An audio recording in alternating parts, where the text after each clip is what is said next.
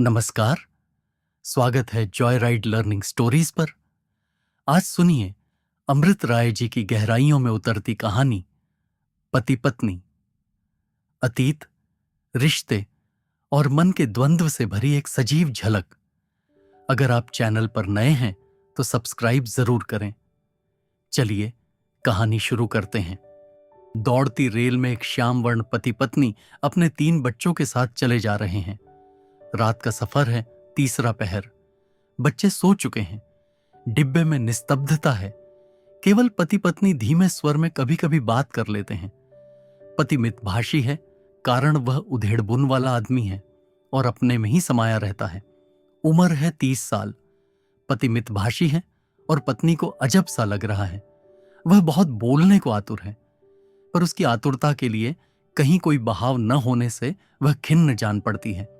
संयोग की बात, गाड़ी अभी पहुंची एक स्टेशन पर, जो देखने में बड़ा मालूम होता था क्योंकि वहां पर थीं सूरज से होड़ करने वाली बिजली की बत्तियां।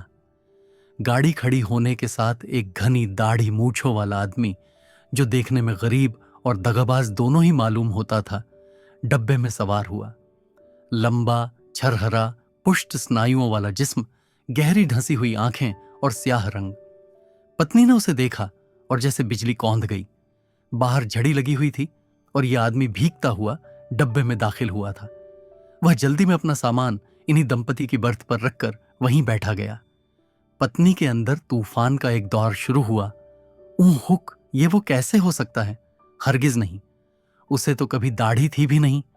दूसरे यहां, इस जगह, इस तरह नहीं, ये कभी नहीं हो सकता। पर कैसे कहें, चेहरा मोहरा तो एकदम उसी सा है। दाढ़ी से कहीं असलियत छिपती थोड़े ही है।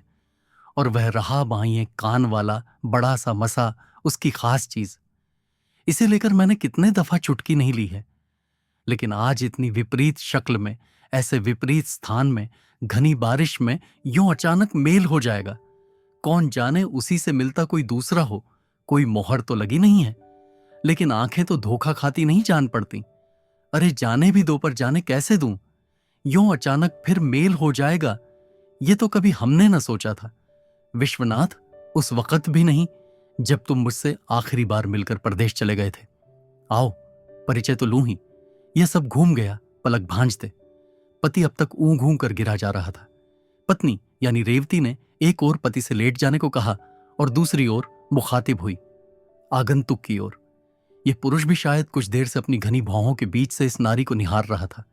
चकित, स्तंभित, थकित, उच्चवसित। रेवती ने आगंतुक से झिझकते हुए पूछा, माफ कीजिएगा, आपका चेहरा। आगंतुक ने उल्लसित होकर फिर अपने ही उल्लास पर स्वयं झेंप कर संयत होते हुए कहा, हाँ हाँ, ठीक तो। तुम रेवती ने सिर झुकाकर 9 बरस के अपने पुराने साथी को उत्तर दिया और कुछ काल तक विभ्रम में चुप रही। फिर कहा, मिले खूब। तुम यहां? जब रेवती का विश्वनाथ कह रहा था न पूछो, रेवती झकझोर कर जगा रही थी पति को परिचय कराने के लिए अपने पुराने साथी विश्वनाथ से। पति जागा, आंख मलते हुए बुरी तरह निंदा सा बदन तोड़ता बाल संभालता हुआ। परिचय, पति विश्वनाथ से मिलकर बहुत खुश हुआ है, लेकिन विश्वनाथ पति से मिलकर गड़बड़ी में पड़ गया है। नहीं जानता क्या कहे। वह रेवती का पति जो है, रेवती का, उस रेवती का। लेकिन वह कोई बेहुदा बात अभी नहीं सोचना चाहता। अभी तो वह आजाद होकर बात करेगा। मुलाकातें बात करने के लिए ही होती हैं। लेकिन यह खूब ही है कि रेवती के पति को नींद चैन नहीं लेने देती। चलो, दायित्व घटा। उसी वक्त पति ने कहा रेवती से, मैं तो सोता हूं, जाग नहीं पाता। फिर मुस्कुराते हुए विश्वनाथ से, मुझे आप माफ करेंगे। विश्वनाथ को न जाने क्यों उसके सोने से तनाव कम होने की आशा बनती है और वह बड़ी आजिजी से कह जाता है, नहीं नहीं, ठीक तो है। इसमें कौन सी बात है, ठीक तो है। आप सोए ना होंगे। फिर सफर की थकान। रेवती का पति सो गया। रेवती उठ बैठी। विश्वनाथ भी कान थोड़ा और पास ले आया। अब वे और भी निश्चिंत होकर बोल सकेंगे, बात कर सकेंगे। 2 बहुत पुराने दोस्त मिले हैं आज। सो भी अचानक। बांध अगर ढह चले तो अचरज क्या, लेकिन रेवती का पति सो ही रहा है, सो रहा है। बाहर उसी तरह पानी बरस रहा है, उसी तरह अंधेरा है, उसी तरह बिजली कांपती है। दोनों साथियों के पास अगणित सवाल पूछने को हैं। कितने सवाल इन 9 सालों में कुकुरमुत्तों की तरह नहीं जमा हो गए हैं। विश्वनाथ के पास कम, रेवती के पास ज्यादा। विश्वनाथ तो सवाल पूछने में नहीं रहता, वक्त की बर्बादी, वह तो आगे बढ़ जाता है। रेवती अलबत्ता पीछे फिर फिर कर झांकती है, अंधेरे में आंख गड़ाती है, रोशनी न होने से खींचती है। लेकिन विश्वनाथ है तो रोशनी देने के लिए। इन 4 घंटों में जितनी रोशनी चाहो वह मुक्त होकर दे सकता है। फिर तो वह अपने स्टेशन पर उतर जाएगा ही। अब जब मौका होने पर वह पीछे फिरकर सब कुछ देख लेना चाहती है तो पाती है, देख सिर्फ एक धुंधला बिंदु 9 बरस पहले की एक रात का तीसरा पहर, बारिश, बिजली, हवा, तूफान। गांव के तालाब के किनारे 2 व्यक्ति, इससे आगे रेवती चेष्टा करके भी नहीं देख पाती। और यह विश्वनाथ तो आज और उलझन ही पैदा कर रहा है, अचकचाहट। न जाने कैसा है यह। साफ बात यह है कि दोनों को फुर्सत नहीं है। दोनों इन अमूल्य क्षणों में भी अपनी अपनी तस्वीरों में उलझे हुए हैं। बेतहर सिलसिला खत्म ही नहीं होता। विश्वनाथ सामने की बर्थ की इस नारी को एक दशाब्दी पीछे ढकेल कर देखना चाहता है। रेवती एक युवती, निखरा हुआ यौवन, झूलते हुए बाल, ताजा मुखड़ा। तालाब से नहाकर लौटते हुए विश्वनाथ से उसकी अक्सर की मुठभेड़, रेवती की मां का रोना, मजबूरी, रुसवाई। विश्वनाथ भी भला इसे क्या कर सकता है। बात ज्यादा आगे बढ़ गई है। सभी उनके बारे में जानते हैं, कोई छिपाना नहीं हो सकता। रात को उनकी मिलने की जगहों में अब पहरा बिठाला रहता है। रेवती घास फूस की तरह बढ़ रही है, उसकी शादी होना जरूरी है, पर विश्वनाथ से नहीं। यद्यपि बात बहुत आगे बढ़ गई है। न रेवती न विश्वनाथ ही मुंह दिखाने योग्य हैं, पर विश्वनाथ तो बेहया है और है पुरुष। इतनी दलील बहुत है। पर रेवती सारी परेशानी तो उस पर है। उसने गलती की, भोग तो रही ही है। पर विश्वनाथ भी एकदम अछूता नहीं रह सकता। उसे भी नौकरी छोड़नी होगी, छोड़नी होती है।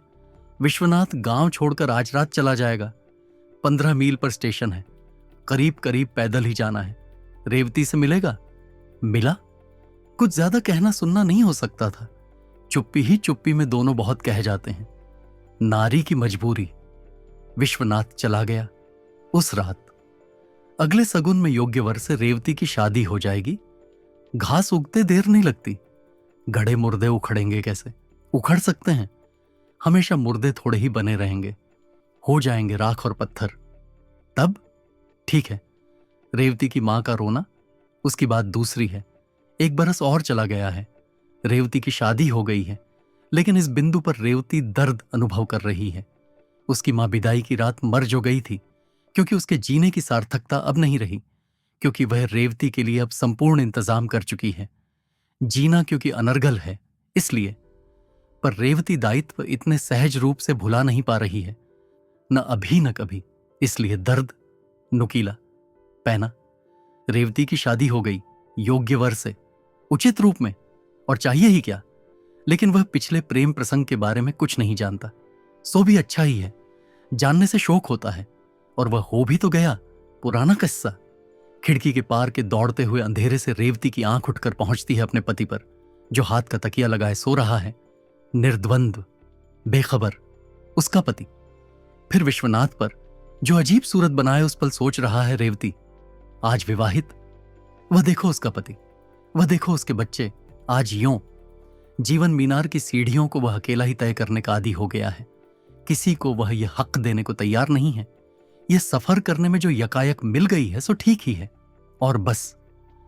फिर वह सोच रहा है कि रेवती का सौंदर्य अब ढल रहा है। आकर्षण वह नहीं पाता और उसकी ओर बहुत गौर से निहारता है। रेवती विकल बैठी है, एक पहेली अपने तई। न जाने क्यों वह अपने मन से परेशान है। मिर्च का तीतापन उसे अपनी ओर खींचता है। रेवती आज अपने 3 बच्चों और ढले हुए सौंदर्य के बावजूद 10 साल लांघ कर वहां पहुंच जाना चाहती है जहां उसमें मार्दव है, और यह विश्वनाथ उसके आकर्षण की डोर में जकड़ा हुआ है। उसकी शादी अभी नहीं हुई है, और यह है उसका गांव। उसकी सांस तेज चलने लगती है। तभी विश्वनाथ कहता है, तुम तो बहुत बदल गई रेवती। रेवती क्या कहे, उसके पास कहने को क्या है? जो है सो विश्वनाथ तो देख ही रहा है। फिर भी और तुम, वह दाढ़ी की उलझन, पेशानी की यह शिकन, आंखों की यह कालिक। विश्वनाथ दोनों फरीकों की ओर से जवाब दे डालता है, ये तो उम्र है, वक्त। भट्टी, शिद्दत, सुलगन, फिर चुप्पी, फिर बेकली, और फिर रेवती का पति सो रहा है। अजीब बात है, मानो उसे सोना छोड़ दूसरा काम नहीं है। रेवती अपने से कहती है, उसका यह सोना अच्छी बात नहीं है, कितनी बेढंगी चीज, लेकिन वह तो आखिर सो ही रहा है। गोया इस अजीब ढंग से वह रेवती से कह रहा है, झिझक तज, मैं तो सोऊंगा ही। यही बात खत्म थोड़े ही हो जाती है, और बहुतेरी बातें होती हैं, जिनमें से कुछ विश्वनाथ की दाढ़ी में उछल कर रह जाती हैं, और कुछ रेवती समझ सकने की कुव्वत अब भी नहीं रखती। और विश्वनाथ तो आगे ही देखता है पति सो रहा है, पत्नी आकुल है और निस्तब्धता पहरा दे रही है। वह और आगे देखेगा, रेवती के मुखड़े पर चढ़ती हुई लाली, उसकी बुझती सुलगती आंखें जिनमें वह कुछ पढ़ता है, पर उसकी आंख कमजोर है, उतनी दूर से वह पढ़ नहीं पाता, नजदीक से साफ दिखेगा। और जब रेवती अपने होंठ उसे निछावर करती है, उसे लगता है कि उस क्षेत्र में जैसे एक मकड़ा अपने पंजे सिकोड़कर एक गुदगुदी भरी चुभन के साथ डोल रहा है। रेवती का मन कुछ और होता है, न जाने कैसा, पर मुस्कुराए बिना उससे रहा नहीं जाता। रेवती अपने बिस्तर पर पड़ी सोच रही है, कल की वह शाम, आज की है रात। वैषम्य ही नियम है, जाने भी तो चुंबन को मान क्यों न लूं, पर वह सारा इतिहास सकारना चाहती है, उद्वेग ज्वार है, पर वह संभवतः मुस्कुराने को छोड़ दूसरा कुछ नहीं कर सकती। वह नारी है, मकड़ा चाहे तो चलता रहे। जब वह मुस्कुराती है, समझदार पति किताबों के मुताबिक इसे आसक्ति का चिन्ह मानता है और अपने पौरुष पर निहाल हो जाता है। वह दूसरा क्या करे? रात भीग चुकी है।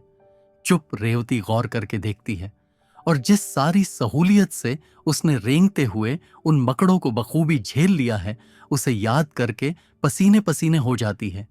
सर का खून माथे में उतर आता है, वह हाँफती है। रात और भीग जाती है। अगर आपको यह कहानी पसंद आई हो तो वीडियो को लाइक करें और चैनल को सब्सक्राइब करना न भूलें। धन्यवाद।